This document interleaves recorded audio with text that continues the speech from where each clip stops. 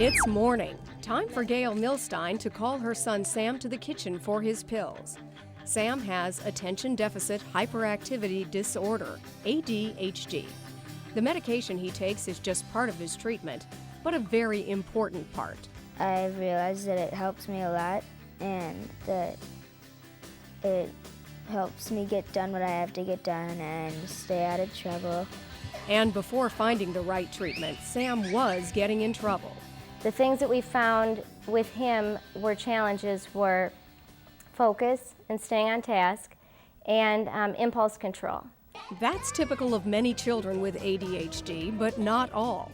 In fact, a child can have ADHD without actually being hyperactive. The disorder is broken down into 3 categories: inattentive type, hyperactive impulsive type, combined type. What should you look for if you suspect your child has ADHD? Look for it affecting his or her daily life. For example, children with inattentive ADHD are easily distracted and disorganized. Children with, well, let's have the doctor describe the hyperactive impulsive type. The hyperactive part would be driven by a motor or fidgety or difficulty staying seated, and the impulsive type would be just doing things before you think about them or out of order. There's no easy way to diagnose ADHD. Instead, doctors try to get an accurate picture of the child's behavior. And that's not just a simple matter of asking, is your child hyperactive? And hyperactivity can just be part of normal development, and hyperactivity can also be part of just a temperamental style. The pediatrician will ask, is your child having problems at school? Or having trouble getting along with you or other kids? Is the child's behavior disruptive? The way we do it here would be first to send out some questionnaires to parents and to teachers. We never just get information from one source. The questions the doctor was asking had special meaning for Sam's mother. As he was going through the testing, I started to think to myself that a lot of this sounded really familiar to me in terms of, things that I'd struggled with.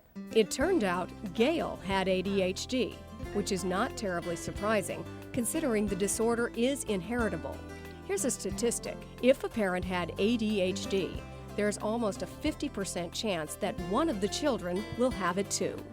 Sam is inattentive, hyperactive, and impulsive, the combined type of ADHD.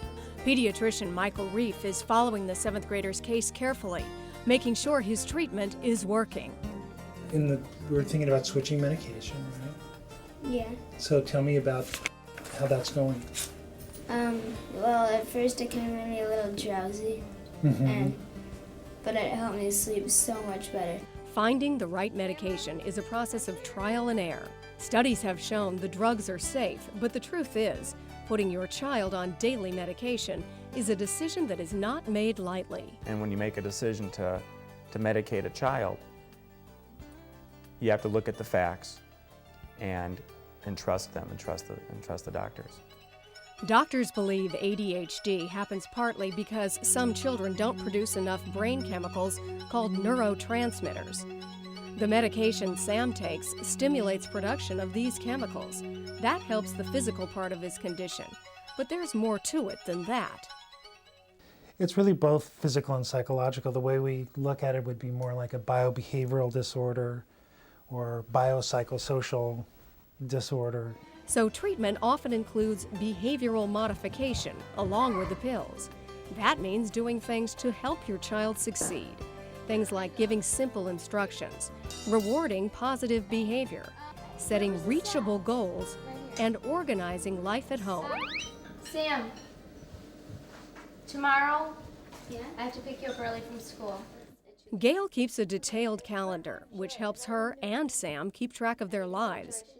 There are also ways parents can help their kids cope with the feelings beneath the disorder. Pick some things that you know that they love and they're good at and reinforce those things.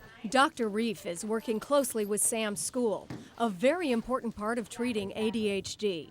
School is where children spend most of their day. How well they do here tells a lot about how well treatment is working. Today, Dr. Reef has Sam's first report from his 7th grade teacher. The report notes some problems with getting organized, but that's about it. I'm just getting to know Sam, but he seems to be a really likable student who wants to do well and do all the right things. So that's just great. So this is a great report. ADHD is a chronic condition. Kids who have ADHD will be dealing with it throughout their childhood. So it's essential to treatment that parents and schools work together. One of the best things that a parent can do is if they hear any query or question about ADHD from the teacher, instead of brushing it off, just run it by their pediatrician and get a reading on whether it's an issue that needs to be looked into or not. Here's how to make treatment work for your child.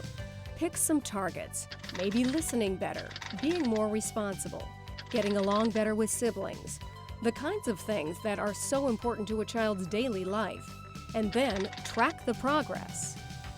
He isn't an angel. Then again, he wasn't, a devil beforehand either.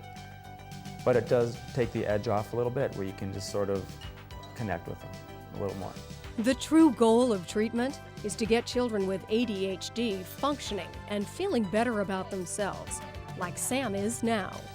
Yeah, I just feel like any other kid.